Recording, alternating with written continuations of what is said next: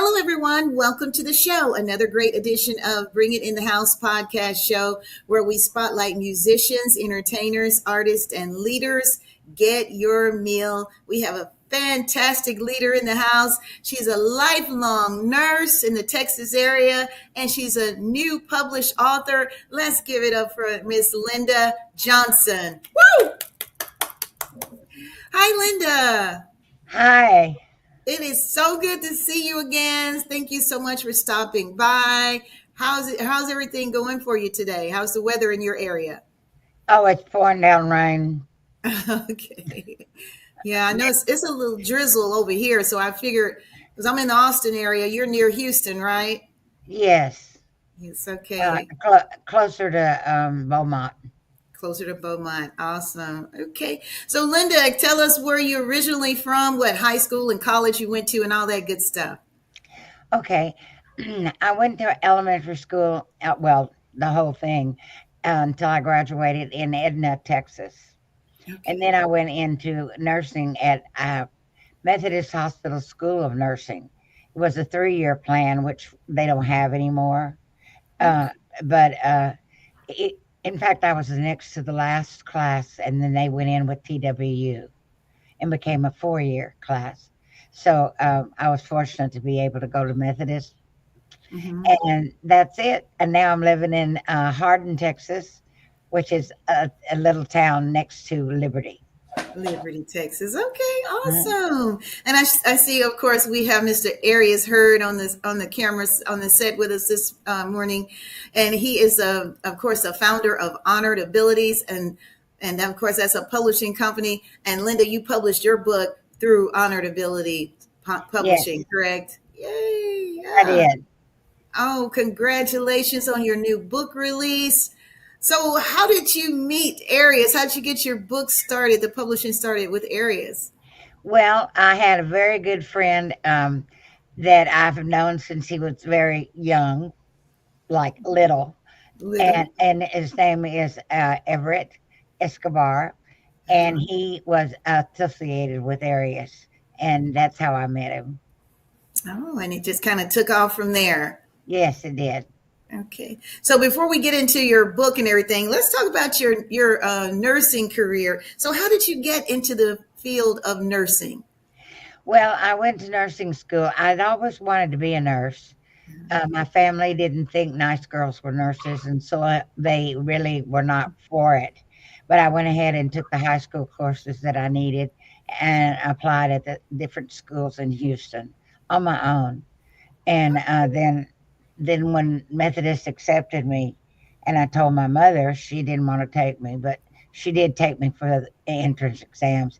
From then on, it was nursing. I couldn't do anything else. I love it. I Well, want to help people. yes, you're helping people. That's beautiful. Yeah, I Yeah, think that's a great field for women because it you know is. we're pretty patient, with people at Yes, times. I think. and we need RNs now because so many there are very few RN people going to RN school, and so we really need more because people like me are still working because there aren't enough. Mhm. Yes, we need more and more RNs. Of course we do. And I think my one of my lights just blew out on me. And that's okay. We're going to keep right on going though. We do need more RNN. So did you start out as an RNN or was it an Yes. LPN and then No, RN? I was an RN. RN. And so what's Mhm. the difference? Can you explain to the audience the difference between RN and Well, LPN? what they used to tell us was the RN knows how and why things are the way they are, and the LVN only knows how they are. Like that, you're sick with the. I'm using my hands. Sorry. Um, you're sick with, say, pneumonia. Mm-hmm. They don't know anything about pneumonia. They just know it's pneumonia, and the Right. RN knows about all about the All of disease that. itself. Okay. But they're not. There's no schools for LVNs anymore. Hmm. Wow. So The hospitals are only using RNs, and that's a big mistake, personally, in my opinion. So it's RN or nothing else nowadays. Yes, and that's why there's not enough. Yeah. Hey, maybe I need to jump over in that field. Right. Yes, anybody you know, men or women, and we Yes. don't care. Yes. That's right. Well, I know that role comes with a lot. I know it requires a lot from you, Linda. How would you say you manage a stressful situation as a nurse, like COVID? When the pandemic broke out. um, I made sure that we did followed all the rules that now we find we didn't have to do the mask and all that stuff, but we followed all the rules and just did our best not to get it. And I was fortunate enough not to get it during Okay. the big pandemic. I got it afterward. Oh, oh man. And that was, I know that was pretty trying. When you first got it, were you afraid, like, wow, what's going to happen to me? Well, Or did you actually, feel, I was in a coma for 4 days. whoa, That oh which is my goodness. very unusual. I had pneumonia as well, so it was a shocker when I finally woke up and knew what all had happened. Oh my gosh, a coma for four I days. thought, I thought I'd gotten, past it and didn't get it, Yes. and so I was very upset that I did. Yeah. Well, I'm just thankful that you came out of it and you look great. You can't even tell you ever been through all of that. That's how good God is. Well, actually, thank you very much. I lost almost all my hair, Oh and so no. the fact that you said that you can't tell, that's Mhm. great. Yes, you look great. You got your hair back and hey, Signature looking like a beauty. yeah, looking like $1 million. That is amazing. Thank you. You're welcome. So, Linda, I hate to ask this dreadful question, but as a nurse, what was it like for you the very first time, one of your patients passed away or died or something like that? Are Um, you? it was for me. I was only 17 when I went into nurses training, so I didn't know a lot about anything in Mhm, for just my life that mhm, I had. And so when the first one died, um, it scared me. I thought I hadn't done anything, done all I was supposed to do. Um, mhm, but I, but the main thing was when I went in the room and realized that the lady was dead. I started fixing her up for the family to come in and see her because that's the way we did it. And mhm. she sat back up and went, and it scared me so bad I know, that I know it I did. ran out of the room and screaming down the hall, got in trouble with the head nurse because I was making all that noise. But I didn't understand at Yeah, all what was happening. yeah, I So I can would say understand. my emotions went from one thing to the other, from being so sad to being very afraid. Yes, I can understand that. I mean, some people can't understand it unless it's them, but I can put myself in your shoes. If I'd seen something like that, I would have been nervous too. Well, Yeah, I'm glad you understand. yes, The head nurse didn't, but she'd yeah, been at it a long time. long time. Yeah, yeah. So, but can you describe a time you had to advocate for a patient and what was that like for you? Um, like, what do you mean specifically?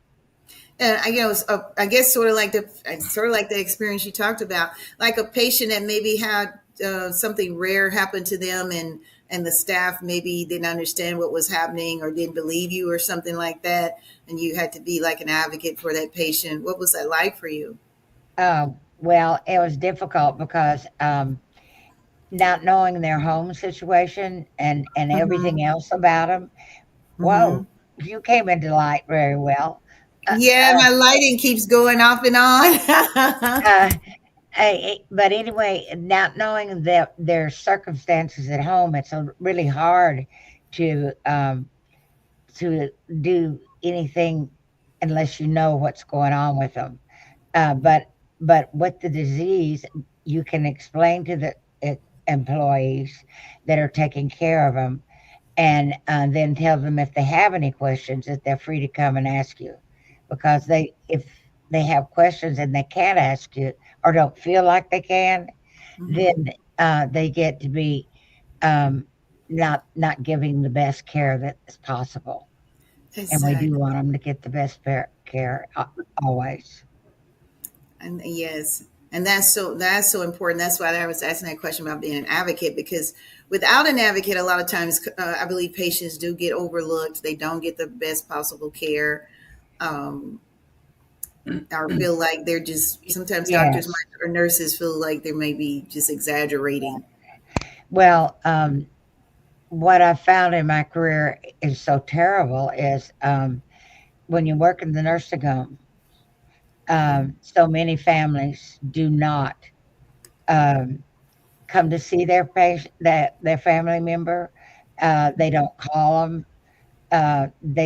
Don't even they won't even get you clothes for them after the clothes that they came there with wear out, which they wear out rather rapidly because of the washing machines. That they're very strong washing machines, and so when you ask them for more clothes and then they just ignore you, to me, that is one of the saddest things that can happen to anybody.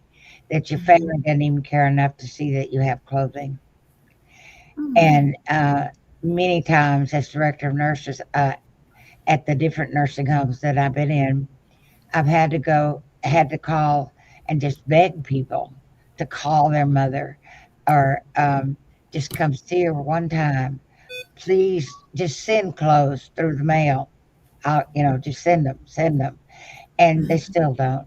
And it's very sad. We do forget our elderly, and me being an elderly person, I'm fortunate enough that I'm not forgotten. But I don't know what would happen when I was in one of those situations. Maybe I would be. You're pretty sure your family won't forget you, but then Yes. again, today things are going so fast and people are so busy that they just don't have time for their elderly. Oh, and that is sad. That is so true. It The is. elderly seems to get left behind. Nurses have been very poorly paid until, the last maybe 20 years. Um, Hmm. but I started at the very highest rate in Houston, or actually in the nation, because I started at VA hospital. Oh, And the VAs pay the same thing throughout all the states. And so New York was the highest, so Houston got to pay the same. It was $350 um, a month, and that was considered very high in the 50s. back in that day, yeah. Wow. Isn't that amazing? Now Yes, you it can, is. woo, $350 would probably only pay, you could get groceries with that maybe. Not even Exactly. that today, I don't think. I If think you that's had a right. Wow. family, if you had a family, for If you sure. had a family, You're yeah. right. That's But amazing. Oh my goodness. it's And come up. so go ahead. I'm sorry, I didn't interrupt No, you. Go no. ahead. I was just Mhm. gonna say the payment has come a long way because you can get $50 an hour now or more. So That's pretty good. That's pretty I good. don't get that Yeah. in the home health, In but home health. uh, but in the hospitals and stuff they get that. About 50. That's great. That's pretty good. Mm, Ooh. yeah. Look at Arius. Okay, so we kind of lost a connection earlier, but you had mentioned how you came across, because ladies and gentlemen, if you're just joining us, we're speaking with long life nurse and published author Miss Linda Johnson. And she joined us today to talk about her brand new book. She has a brand new book out there on Barnes and Nobles and probably wherever books are sold. It's called A Nurse's Tale: From Drama to Trauma. And as you just heard Linda say, she's been a nurse now for 63 years. So she's seen some things happen. She knows about all the changes and everything that goes on with being a nurse working in the hospitals. So, Linda, as I had asked you earlier, I mentioned something about being an advocate for, what is it like being an advocate for a patient, especially with a patient that maybe has like a rare disease or just don't have anyone to care, no family members who care. Well, it's very heart wrenching because of the fact you do as much as you can, but then if you don't get cooperation like from the family, um, there's it's very very sad. I can't stand it. I have to go out and get whatever it is they need myself. But Yeah. in the nursing home, um, they are forgotten, and people, their families don't call them, and the families don't give them new clothes when the clothes wear out. They don't come on their birthday. I mean, nothing. Not all. Now, there's families that do all really well, but then most of them do not. Yeah. And then it's up to us to be their family, and it's so sad because Mhm. they'll ask me, uh, "Can you just get my daughter to call me?" And I'll call them and ask them to please call, and Mhm. they don't. Yeah, they don't. And or I'll ask them to bring some clothes for them because their clothes are Mhm. wearing out, and Mhm. they will not bring them. And then I'll say, okay, if you don't want to come, just mail them to me, and I'll get them to them. But they don't even do that. And I've been registered nurse um, in 3 different states, and it's the same, and it's so sad. I can only imagine because I guess a lot of times they don't have time to even get to the post office, because sometimes, if they're working during the day and the post office lines are really long sometimes to try to get a package through. So, Yeah, oh, that's true. Well, I understand that, people, everything is going so fast now. You know, mm-hmm. time is just running, and people are running, working, Yeah. having their families, and I understand it, and grandma or grandpa would understand it, but um, and they probably really do, but then they get so lonesome, Yeah. for their family, and so that's when it gets to be so sad. And it's I understand why they can't, and even if I explain it to the patient that, well, Mm-hmm. your daughter's working all day and she's got to go home and take care of so and so and so and so, because we usually know the names of the grandkids and everything, um, and because we talk to them so much, they uh, they do understand for that moment, but then a day or two later they're asking again to have them call, and it's Mm-hmm. it's really terribly heart wrenching. I know it is. And Linda, how do you manage working, like long shifts and dealing with physical demands? How do you manage all of that?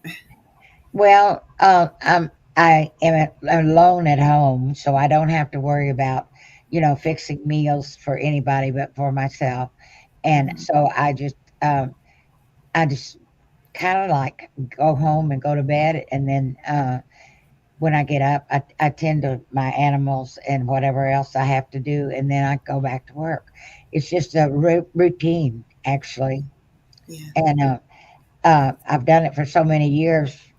It I just know exactly what to do in my sleep. Yeah. Yeah. It's like clockwork. It comes easy for you Right, now. right. Yeah. I can imagine. I also, I also was reading here about your book. So this is your first book release as a nurse, correct? Yes, it is. Yes, it is.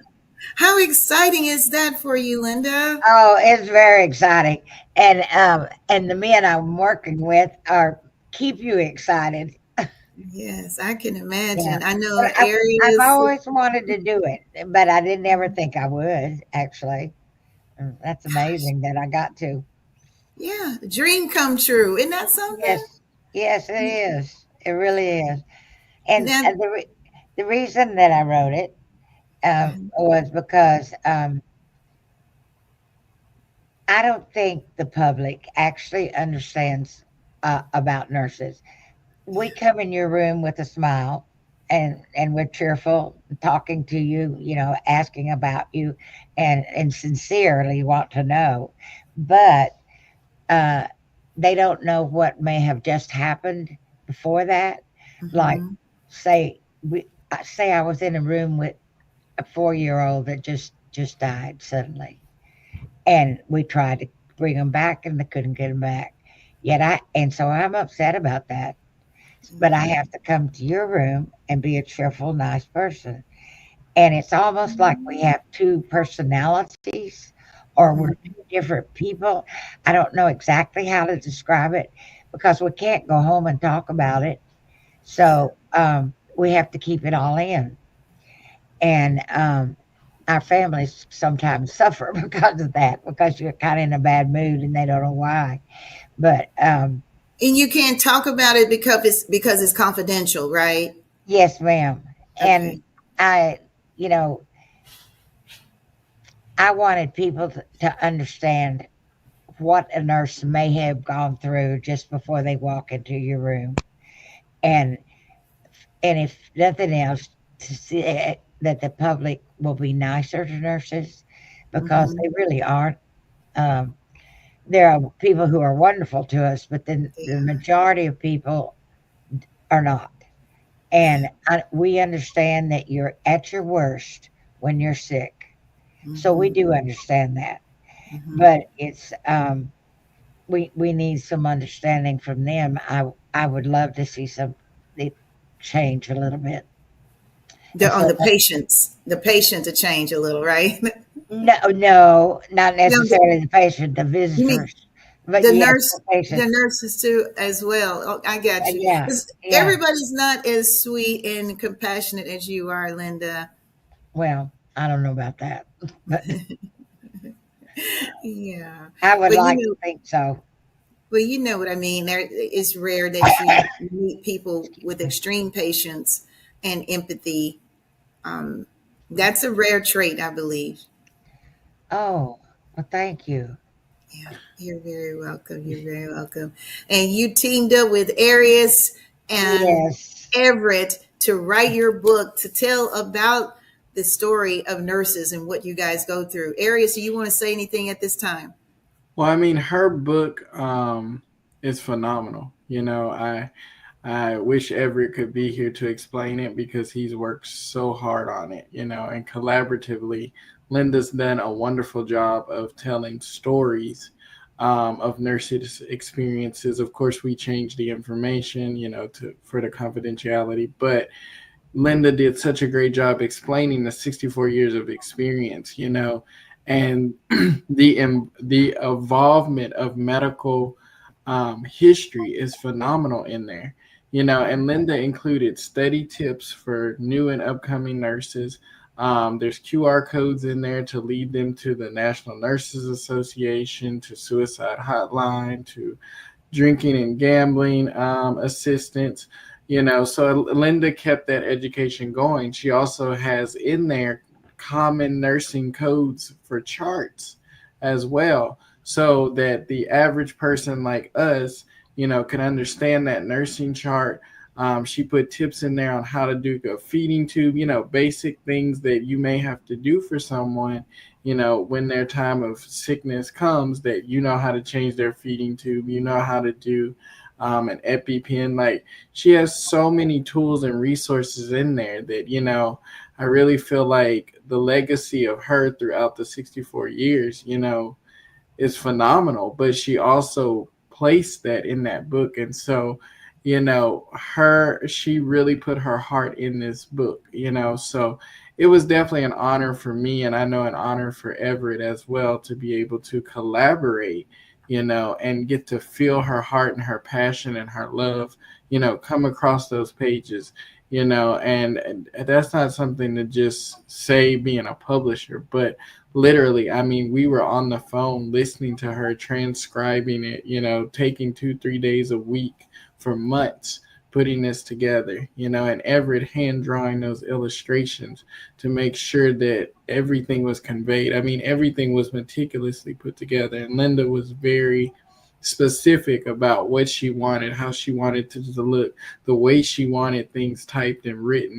Linda really placed her heart into that book. I mean, and you can really feel it. So it's definitely, an eye opener. And I mean, even the things about NICU, about the different stages of NICU and how a baby should be taken care of. I mean, that is my favorite part of the book. And so what is NICU, Arius? What is that? Tell us Linda, about. would you like to tell us what NICU is? No, you go right ahead. Well, I know NICU is the babies, right? So like the Right. premature babies.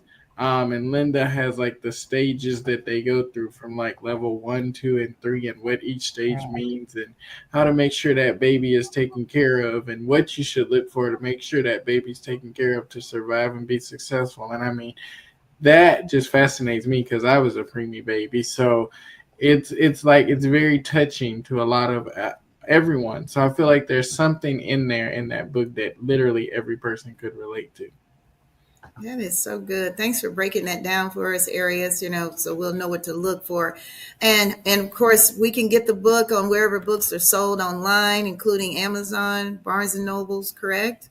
Yes, the book is nationwide. So friends that are in other countries are even able to purchase it. But it is available on Amazon. It is available on Barnes and Noble. It is available on Walmart.com. And if you just Google the title, you'll find it in a whole lot of places. And I think it's retailing at $18.99, and it's available in paperback. And paperback only. And we chose that so that it could be a reference material to go with you. So it is light enough and flexible enough to fit inside of a purse, a backpack, or whatever for the student, the mom, the nurse, the wanting to be nurse, or just the every average person. It is able to go with you as a reference material, because that is exactly how it's built, as something entertaining and something that's for reference. All right. All right. Thank you so much for that, Arius. For some reason, it looks like it has frozen again, our screen. But we have them up. Looks like we had frozen there for a second. But I just wanted to say thank you so much, Linda, for stopping by. This is lifelong nurse, RN, registered nurse, Miss Linda Johnson, that came to speak with us today to talk about her brand new book. And of course, you saw it, A Nurse's Tale. You saw that on the screen there. You don't want to miss out on it. This is one of those books that I just feel like it's like Arius said, it's just a lot of information that we may not be privy to, and Linda was able to somehow confidentially package it throughout her book. And we thank you so much for stopping by. Looks like we're out of time. And Everett, we thank you so much for your illustrations. If you guys are interested in publishing a book, let me tell you about Honored Abilities. You can go to their website, honoredabilities.com, and find out more information. If you want to book Miss Linda to be on your show, please get in touch with Honored Abilities, and I believe they'll be able to set all of that up for you. Thank you so much for choosing us today, taking time to watch Bring It in the House podcast show. We'll see you next time. Thank you. Thank you.